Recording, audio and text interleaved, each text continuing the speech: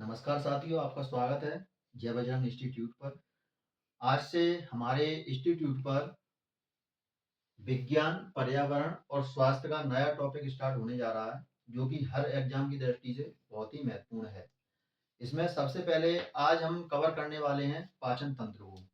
तो आप यदि इन चित्रों को अच्छे से समझ लेते हैं तो आपको पाचन तंत्र बहुत ही सरल लगेगा। जैसा कि मैं जहाँ तक कोशिश होती है वहां तक हर टॉपिक को आपके लिए सरल बनाने की कोशिश करता हूँ। मेरा उद्देश्य यही है कि आप पढ़ें और अच्छे से अच्छे मार्क्स लाएं, जिससे हमारा और आपका और आपके घर वालों का नाम हो और हमारे इंस्टीट्यूट का भी नाम हो कि आप मतलब कहाँ से पढ़े थे, कहाँ से आपने जीके कवर किया। तो ये हमको भी सुनने में अच्छा लगेगा।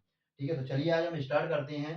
तो यहाँ पर आप इस चित्र को समझिए। आज हम स्टार्ट करने वाले हैं आपका पाचन तंत्र। क्या स्टार्ट करने वाले हैं? पाचन तंत्र। मानव शरीर संरचना में कुछ फैक्ट हैं तो मैं उनको कराऊंगा। उनमें समझाने वाली कोई ऐसी बात है नहीं, लेकिन पाचन तंत्र में आप जितना समझेंगे उतना ही अच्छा रहेगा। तो ये देखिए, ये है हमारी मुखगुहा और ये है हमारी ग्रासनाल, ये है हमारा आमाशय और ये है हमारा अग्नाशय और ये है हमारा यकृत, जिसे लीवर बोलते हैं। ये है अग्नाशय। ठीक। और यहाँ पर क्या होता है, अग्नाशय रसाता है। ये है हमारी बड़ी आंत, ये है हमारा एनस और ये है हमारी छोटी आंत और ये है अपेंडिक्स।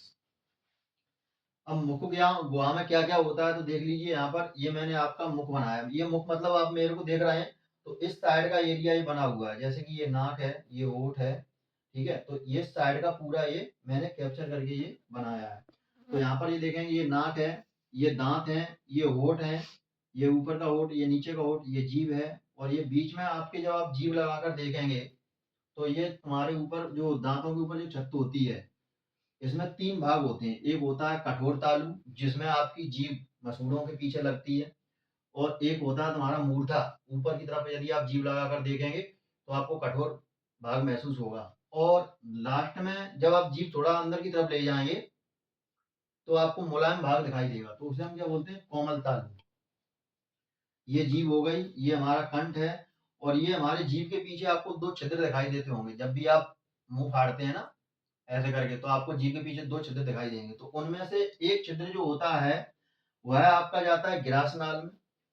ठीक है, और एक होता है वह हमारा नजल कैविटी से जुड़ा हुआ रहता है। तो इन दोनों छिद्रों में से किसका क्या काम है, किसका क्या काम, वो अपन देखते हैं। तो पाचन को समझ लेते हैं। तो पाचन वह क्रिया है जिसमें भोजन के अणुओं को, क्या है, पाचन वह क्रिया है जिसमें भोजन के बड़े अणुओं को छोटे छोटे अणुओं में तोड़ा जाता है। कार्बोहाइड्रेट, वसा, प्रोटीन इन भाग में तोड़ा जाता है। और यह क्या होता है, लाल ग्रंथि के माध्यम से। जैसा कि हम देखते हैं हमारे होठों के बीच में और दांतों के बीच में जो खाली जगह रहती है, होठ फुलाकर जीभ फुलाकर आप देखिए, तो जो खाली जगह होती है उसे हम वेस्टिबुल बोलते हैं। क्या बोलते हैं हम? उसे हम वेस्टिबुल बोलते हैं। और यहाँ से मुख गुहा से भोजन आएगा और यहाँ पर अग्नाशय आमाशय में तुम्हारा जाएगा, फिर यहाँ पर ये, और ये बड़ी आंत में फिर जाएगा, यहाँ पर आएगा, फिर यहाँ से पित्त रस मिलेगा, ये तुम्हारा जो अग्नाशय का रस होगा। और फिर इसके बाद बड़ी आंत में जाएगा। बड़ी आंत के भी तुम्हारे 3 भाग होते हैं। तो मतलब जहाँ पर भोजन की आवश्यकता होती है वहां से ये मतलब धीरे धीरे भोजन के अणुओं में टूटने के बाद इधर आएगा। और फिर ये एनस लास्ट में जो गुदा द्वार है, इसके माध्यम से वेस्टेज जो चीजें होती हैं वो बाहर निकल जाती हैं। तो ये था हमारा अग्नाशय के बारे में और ये था हमारा मुखगुहा के बारे में। मुखगुहा को आपने देख लिया तो आप इसकी परिभाषा लिखिए, फिर इसके चित्र छापिए, फिर उसके बाद आगे हम चलते हैं। तो पहले हम देखते हैं यहाँ पर क्या लिखेंगे पाचन तंत्र में। पाचन वह क्रिया है, पाचन वह क्रिया है जिसमें भोजन के बड़े अणुओं को, जिसमें भोजन के बड़े अणुओं को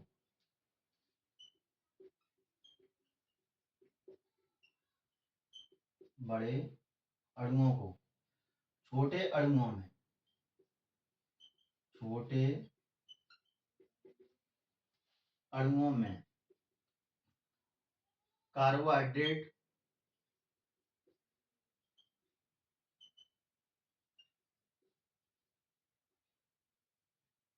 वसा, प्रोटीन आदि में तोड़ा जाता है, आदि में तोड़ा जाता है। तो ये हो गई हमारी पाचन की डेफिनेशन। अब मुख गुहा में क्या क्या होता है, तो मुख गुहा में हमारी लार है, जीभ है और ग्रंथियां पाई जाती हैं। स्वाद के लिए कौन सी ग्रंथि है, क्या है, तो इसमें मुख गुहा की परिभाषा में आप क्या लिख सकते हैं कि हमारे मुख के अंदर जीभ है, दांत है और लार ग्रंथियां और एंजाइम पाए जाते हैं। तो इस तरीके से आप मुख गुहा की परिभाषा लिख सकते हैं। तो आप इन चित्रों को छापिए, स्क्रीनशॉट लीजिए, मैं साइड में हो जाता हूँ। उसके बाद आगे की फैक्ट हम इस पर कवर करते हैं, क्योंकि हम यहाँ पर अभी लिखेंगे तो नीचे का सारा मामला बिगड़ जाएगा। जैसा कि मुख गुहा की मैंने परिभाषा अभी बताई, लेकिन फिर भी मैंने आपकी सुविधा के लिए यहाँ पर लिख दिया है। तो मुख गुहा में होठों के द्वारा घिरी हुई संरचना है। मुख गुहा क्या है, होठों के द्वारा घिरी हुई एक संरचना है। इसमें दांत, जैसा कि मैंने अभी बताया था, जीभ, लार ग्रंथियां पाई जाती हैं। दांत व होठों के बीच जो खाली जगह होती है, मैंने बताया था अभी, दांत और होठों के बीच, जीभ पर अगर आप देखें तो दांत और होठों के बीच जो खाली जगह होती है उसे क्या बोलते हैं, वेस्टिबुला कहते हैं। मुख गुहा की संरचना, जैसे कि मैंने आपको अभी चित्र के माध्यम से बताया था कि ऊपर जो छत होती है, जीभ का अगर अपन देखते हैं तो उसमें 3 भाग होते हैं, एक कठोर, एक मूर्धा और एक मुलायम भाग। और इनमें आप देखेंगे तो धारी टाइप की डली होती है ऊपर छत पर, ठीक है। तो इसको क्या बोलते हैं, ऊपर वाली छत को प्लेट या तालू भी बोलते हैं। इसमें कठोर धारियां और मुलायम धारियां, मतलब जब अपन तीसरे भाग पर जाते हैं, पहले हो गया कठोर भाग, फिर हो गया मूर्धा और फिर लास्ट में हो गया आपका मुलायम तालु। तो मुलायम तालु में जब अपन देखते हैं, जीभ ले जाते हैं, तो वहां पर जो भाग पाया जाता है उसे उबूला भाग में पाई जाती है। मतलब जो मुलायम भाग है, जो वो किस भाग में पाई जाती है, तो उबूला भाग में ये पाई जाती है। अब यहाँ पर हम देख लेते हैं मुख गुहा की कुछ संरचनाओं के बारे में, जैसे कि दांत क्या है, जीभ क्या है और लार ग्रंथियां क्या है। तो दांत जो हमारे जबड़े के अंदर धसे हुए दांत होते हैं ना, उन्हें हम क्या बोलते हैं, थिकोडेंट बोलते हैं। क्या बोलते हैं, थिकोडेंट बोलते हैं। और हेटेरोडेंट किन्हें बोलते हैं, दांतों के प्रकार। मतलब हमारे दांतों के प्रकार क्या है, तो दांतों के प्रकार हमारे कौन कौन से, एक है इंसीजर, कैनाइन, प्रीमोलार और मोलार। अब ये दांत कैसे हैं, देखिए मैंने जबड़ा छाप के रखा है, ये है ऊपर का जबड़ा, ये है नीचे का जबड़ा।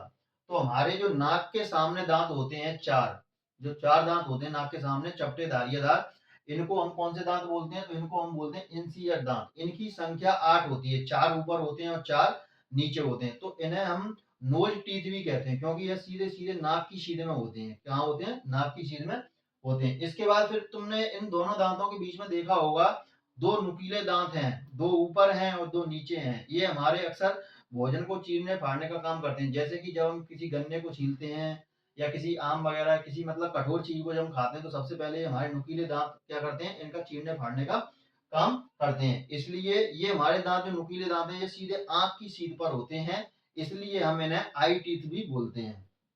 ठीक है, अगला है आपका प्रीमोलार दांत। तो प्रीमोलार दांत जो हमारे गाल के पीछे दांत होते हैं, उन्हें हम प्रीमोलार दांत कहते हैं। इसलिए इनको हम चिक टीथ भी कहते हैं। इनका कार्य क्या होता है, जब हम भोजन करते हैं तो भोजन को पीसने का कार्य ये हमारे दांत करते हैं। तो ये हमारे कहाँ होते हैं, चिक के पीछे होते हैं। और इनकी संख्या कितनी होती है, 4 संख्या होती है, 2 इधर होते हैं और 2 इधर होते हैं।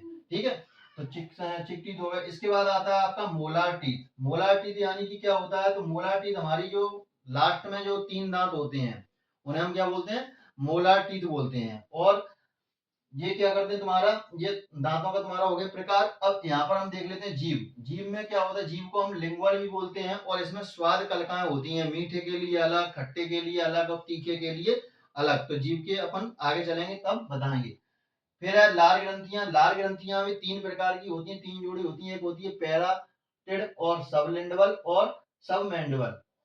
तो कान के पीछे जो कान के पीछे कान के नीचे गाल के पीछे जो ग्रंथि पाई जाती है, उसे हम कौन सी ग्रंथि बोलते हैं, पैराटिड ग्रंथि बोलते हैं। और इस पैराटिड ग्रंथि में ही सूजन आने से गलसुआ या मम्स रोग हो जाता है। आपने कई बार सुना होगा कि हमारे तो गलसुआ फूल गए हैं, हमें तो मम्स हो गया है। तो वो क्या है, यही है, पैराटिड ग्रंथि में सूजन आने पर ये रोग हो जाता है। ऐसे ही इसके बाद है तुम्हारी नीचे अपन आएंगे तो सबलिंगुअल है और फिर सब मैंडिबल है।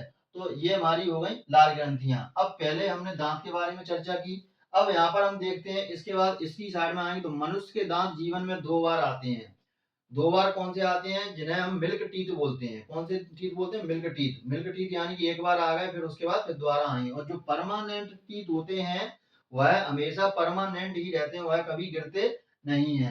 और दाढ़ में पाई जाने वाली जो खाली जगह होती है, दाढ़ में जो पाई जाने वाली, दाढ़ के बीच में जो खाली जगह होती है, जीभ घुमाकर आप देखेंगे तो उस खाली जगह को हम क्या बोलते हैं, ब्यूनोडोंट बोलते हैं। क्या बोलते हैं हम, ब्यूनोडोंट बोलते हैं। तो यहाँ से आप पढ़वा से देखिए, मुख व होठों के द्वारा घिरी हुई वह संरचना है जिसमें दांत, जीभ और लार ग्रंथियां पाई जाती हैं। पूरा वर्ड टू वर्ड आपको क्लास में ही याद हो जाएगा।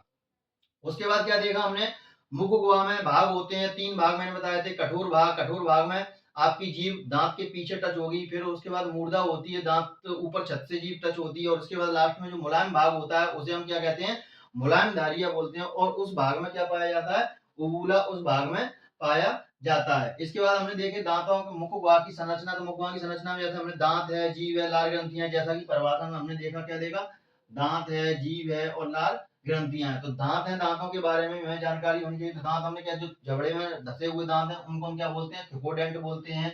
और हेट्रोडोंट यानी कि दांतों के प्रकार, कितने प्रकार के दांत हैं। तो हमारे मुख में टोटल कितने दांत होते हैं, 32 दांत होते हैं। और बच्चों के मुख में कितने दांत होते हैं, 20 दांत होते हैं। तो दांतों का जो सूत्र है वो सूत्र भी मैं आपको लिखाऊंगा, आप इसको नोट कर लीजिए। और उसके बाद फिर हम आगे देखते हैं, नोट कीजिए आप इसको।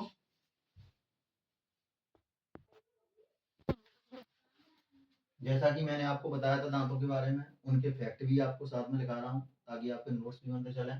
जैसे कि इंसीजर, जो कि मैंने बताया था नाक के नीचे हैं, इन्हें नोज टीथ भी कहते हैं, इनको कृतक भी बोलते हैं। ये सबसे आगे उपस्थित दांत हैं, चपटे व धारदार दांत हैं। कार्य भोजन को काटना, जैसा कि मैंने आपको अभी बताया, विशेष नोज टीथ कहते हैं, ये भी मैंने आपको बताया। कैनाइन या रदनक दांत इनको बोलते हैं, ये नुकीले होते हैं और हमारे जो दांत होते हैं इंसीजर, इनके बगल में उपस्थित होते हैं। कार्य क्या है, भोजन को चीरना फाड़ना। आंख की सीध में होते हैं, इसलिए इनको आई टीथ बोलते हैं। तो आपको पॉइंट किस तरीके से लिखने थे, तो उस तरीके से मैंने आपको यहाँ पर लिख दिया भी है और बोल भी दिया था, पहले समझा भी दिया था। इसके बाद है प्रीमोलार, अग्र चर्बड़क इनको बोलते हैं। इनका काम क्या है, भोजन को पीसना। चिक यानी कि गाल के पीछे होते हैं, ये मैंने बताया था अभी, इसलिए इनको क्या बोलते हैं, चिक टीथ बोलते हैं। मोलार इनके बाद उपस्थित होते हैं, तो भोजन को ये पीसते हैं। और विजडम टीथ या इनको अकल दाढ़ भी कहते हैं।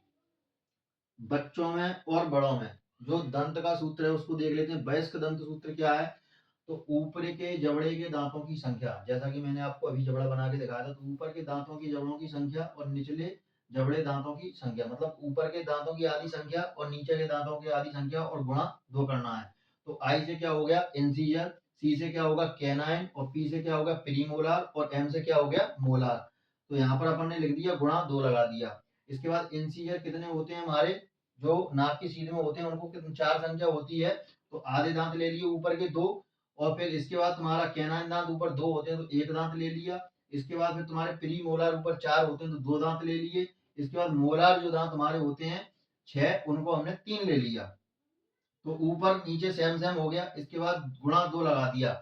अब इसमें गणित थोड़ा अलग प्रकार का चलता है, इसमें ऊपर वाले दांतों का हम योग करेंगे।